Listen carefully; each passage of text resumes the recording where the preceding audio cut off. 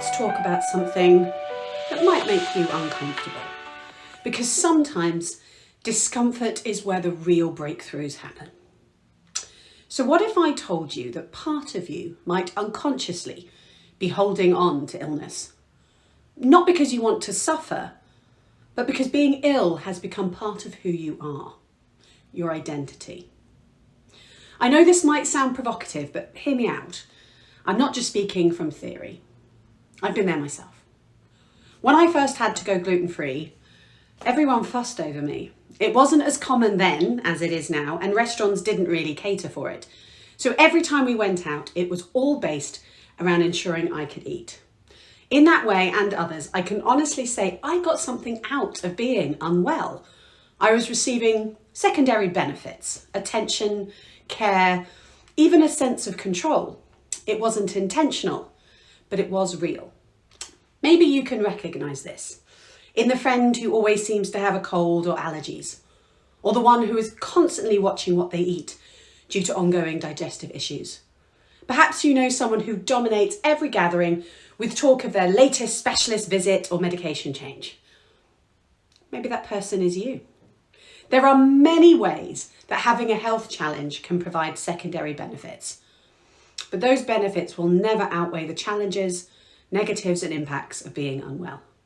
Getting rid of that part of your identity could be the key to changing the direction of your health journey. Illness doesn't just affect the body, it seeps into your mind and soul, shaping how you see yourself and how others see you. For some of us, being unwell becomes like a comfort zone. Why? Because of the secondary gains. Think about it. If being ill means people show you care and love that you might not otherwise receive, wouldn't part of you want to hold on to that? If illness gives you a reason to slow down in a world that demands you're constantly on, isn't that tempting? Or perhaps your illness provides a sense of community, connecting you with others who share similar experiences. Maybe it's even that unique identity, setting you apart in a world where everyone seems to blend in. These benefits aren't something you consciously choose. They're deeply rooted in our beliefs and behaviours. Fascinating research by Orris in 2016 identified 4 distinct illness identities: 2 negative, rejection and engulfment; 2 positive, acceptance and enrichment. All offer valuable insights. But in the context of our discussion today, I'm particularly interested in engulfment. So this is when illness dominates your identity and daily life. If you're engulfed, you might find yourself defining every aspect of your life through the lens of your illness, as if your condition has become your entire world. Let's say, for example, that like me, you live in low-level chronic pain. If I still had an illness identity, it could manifest itself in my life in lots of ways. I could curtail my social life because I can't go out with friends because I might have a flare-up. It could stop me dating because I'm not sure I can be a good partner because my pain might be too much for someone else to handle. It could stop me doing things I love. Like I used to love gardening, but now I only see it as something that will cause me more pain, all the bending and lifting. It's a recipe for disaster. It can mean I plan my entire day around managing my pain levels and my medication schedule. It could alter how I see myself. I'm no longer the active, energetic person I used to be. Pain has changed who I am and stops me from being that person anymore. It could change any future planning I do. Well, I can't make long-term plans because I don't know how bad my pain will be in the future. Living with chronic pain or any other health challenge can quietly and insidiously shape how we see ourselves and how we navigate the world.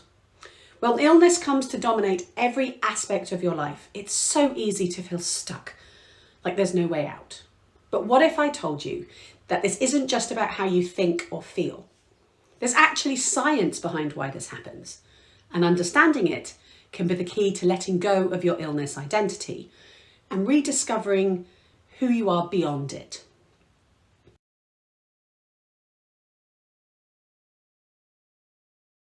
So let's dive into the science behind this, because it's not just about feelings, it's about how your brain works. When you're ill, your brain rewires itself to adapt to that state. Neuroplasticity, the brain's ability to form new neural connections. It's like your brain is a super flexible, ever-changing network. When you focus on your illness, you're essentially telling your brain, hey, this is important stuff. And your clever brain listens. It starts creating more connections related to illness, making those pathways stronger. But here's the good bit. This same flexibility can work in your favour. Just as a brain can wire itself for an illness identity, it can rewire itself towards health and vitality. And every time you take a step towards wellness, a positive thought, a healthy action, you're creating a new, healthier pathway in your brain. Think about it like this. Your brain is constantly under construction, and you're the project manager. The more you focus on health and well-being, the more your brain will build in that direction. And it's not always easy, but understanding the process can be incredibly empowering.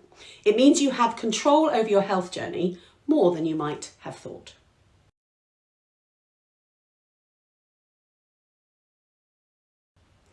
So we've explored how your brain can trap you in an illness identity. And let's be honest, society often throws fuels on that fire. We live in a world that can be downright obsessed with illness and not always in a helpful way. Think about the media. How many stories do you see glorifying brave patients battling diseases? Well, while these stories can be and are inspiring, they do often reduce individuals to their condition.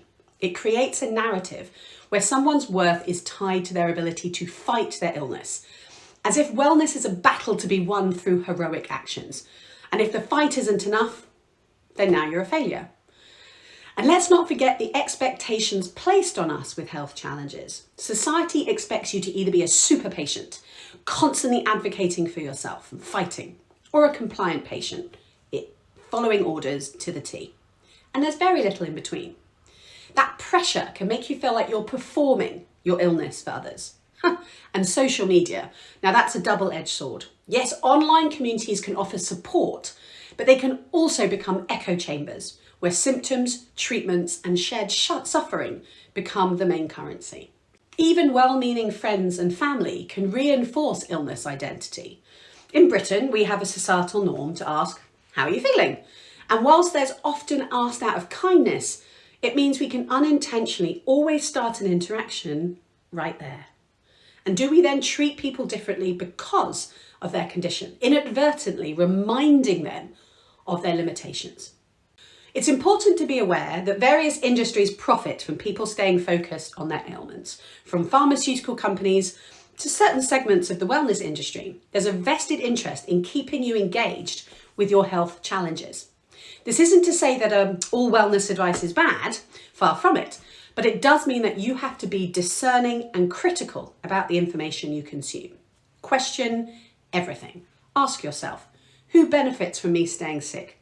And what steps can I take to reclaim my power? Understanding these societal factors isn't about blaming others. It's about recognizing the external pressure that can keep you stuck in an illness identity. By becoming aware of these forces, you can consciously challenge them. It's about taking control and curating your identity. Now, let me share something really interesting about the language we use when talking about illness. The words we choose have a profound impact on how we perceive ourselves and our health. For example, saying, I have X, creates a sense of ownership, as does I have been diagnosed with X. It asserts that it is yours, part of who you are. But if you say something like, I'm experiencing X, or even better, I'm currently doing X, it's more transitory. It doesn't attach the illness to your identity in the same way. It's a subtle shift in language, but it can really help you see your health challenge as temporary, something you're moving through, rather than something that defines you.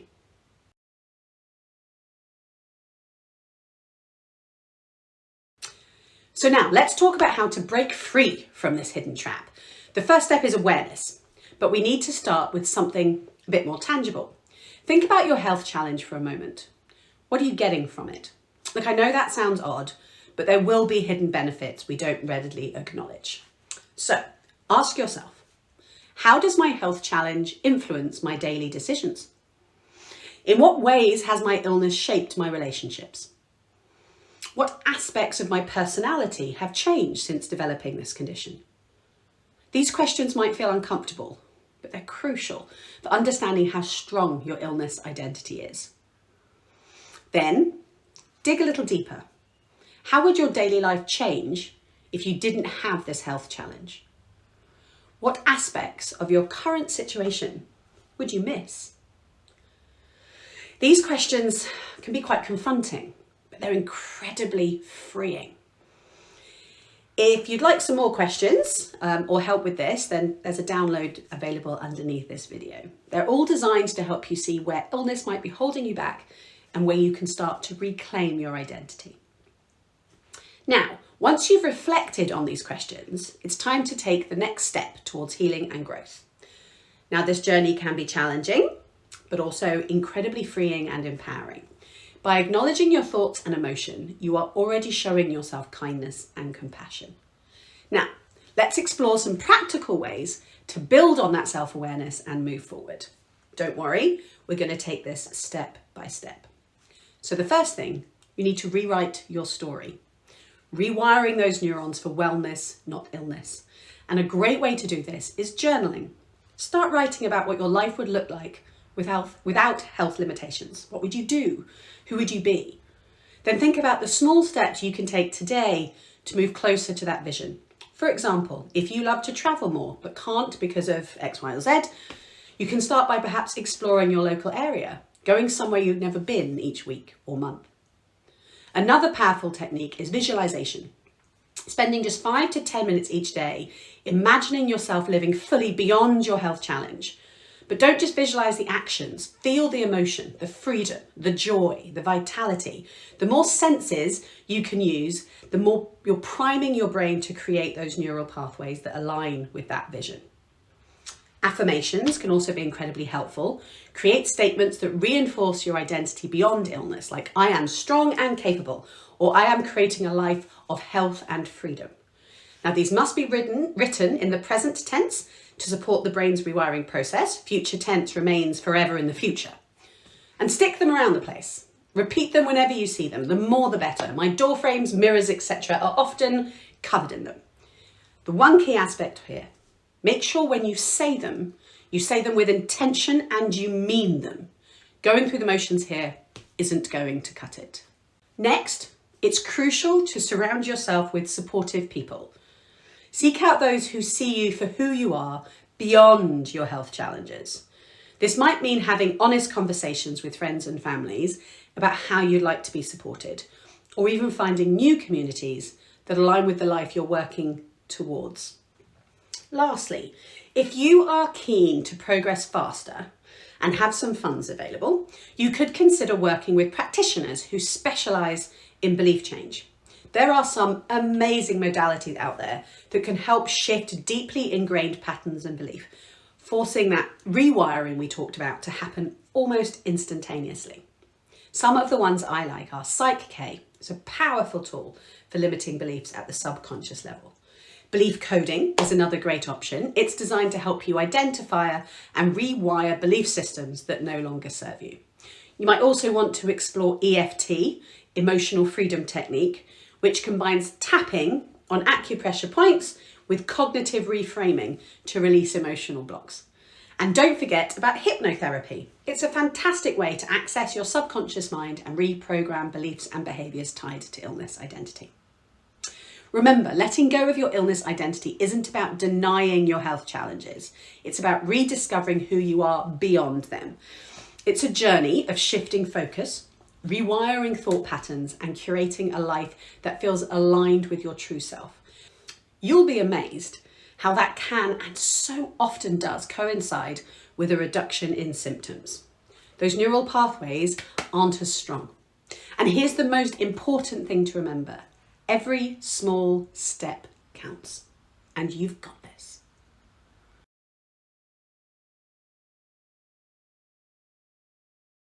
So I want to share something personal with you. Many of you know that I do Ehlers-Danlos syndrome, or EDS. It's purported to be a genetic condition that affects connective tissue, leading to a range of symptoms like joint pain, fatigue, and digestive issues. For many doers, they end up wheelchair bound or even bed bound. I am not. And for many people, they think that means I don't really have it. So I wanted to share my EDS story. I was told I was doing EDS, diagnosed, in 2004 when I was 25. All I took away from that first meeting was that hypermobility means I needed to strengthen my joints. I wasn't in the mindset then to ask questions or do research, so I just got on with my life. Life continued, and I noticed that every time I went to the doctor, they would question whether what I was raising was in any way connected to EDS. It seemed that if it was, my insurance didn't pay out and everything would grind to a halt. But at that time, I had bigger health issues to deal with. From an EDS perspective, things came to a head in 2017.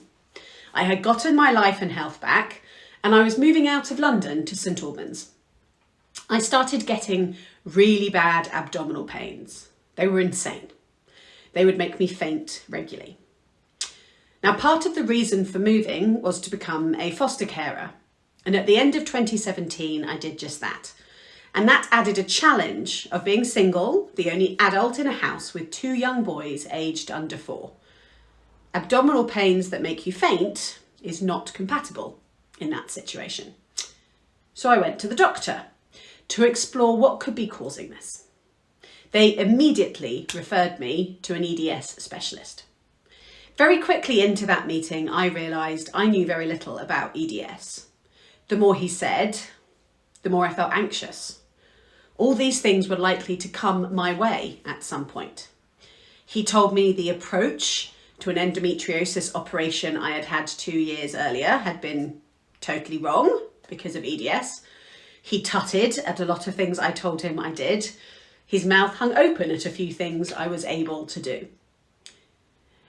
The relevant thing I learnt was that people doing EDS are very sensitive to histamine. They tend to have a lower tolerance. And this was likely the cause of my abdominal pain. The move from central London to suburbia had increased the pollen in my immediate environment because I had a garden. And that was taking all of my histamine tolerance. So the foods I was eating that were high in histamine, avocados, spinach, were pushing me over my tolerance limit.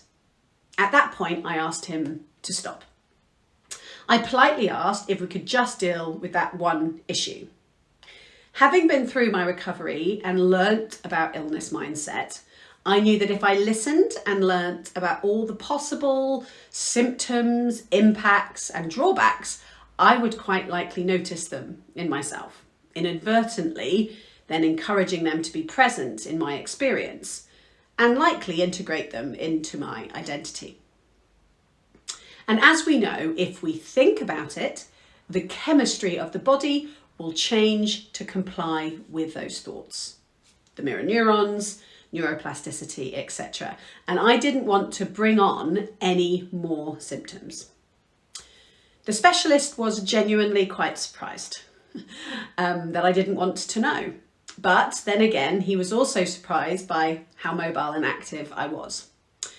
But he sent me for some tests around the histamine. When I got there, everyone looked at me very oddly. I was the only patient there who wasn't in a wheelchair or using a stick. Yet we had all had the same diagnosis. It was a stark reminder of how differently EDS can manifest and how much our mindset can influence our experience. Again, I had to ask the specialist I saw not to comment on all the things I didn't have, and I refused to answer questions that were phrased in such a way as to list out symptoms they expected me to have. I felt very sorry for all those people sitting there. I could see that EDS defined their lives. They were engulfed, and EDS was their identity. I know that some may say I am doing myself a disservice, not understanding my condition. But from all I have learnt, understanding things is not actually always the biggest priority. Looking back, I realised that by choosing not to focus on the potential limitations of EDS, I was actively resisting the trap of illness identity. I was refusing to let a diagnosis define who I was or what I was capable of. But I definitely think that after those trips to the specialists, my pain got worse. I was having to do more and more to manage it and keep myself as mobile and active. It was that led me to seek to take part in Dr. Joe Dispenza's coherence healing research focused on pain that I did in 2020. I wanted to undo the expansion of the condition. Looking back, I realised this was a conscious effort on my part to rewrite my slightly enhanced illness identity and reclaim control over my health narrative. I am very lucky, it worked, and my pain is less than it has ever been.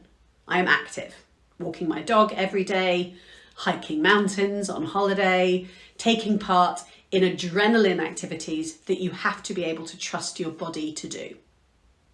Deciding who and what you want your life to be about is far more important.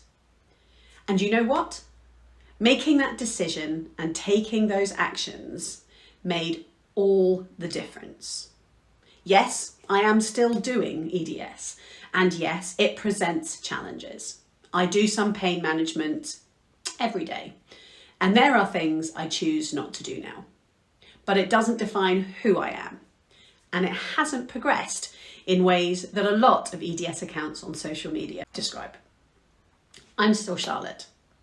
By actively curating my identity, by refusing to let illness take over, I've been able to thrive despite my diagnosis. And that's what I want for you too. I want you to know that no matter what health challenges you're facing, you have the power to choose who you become.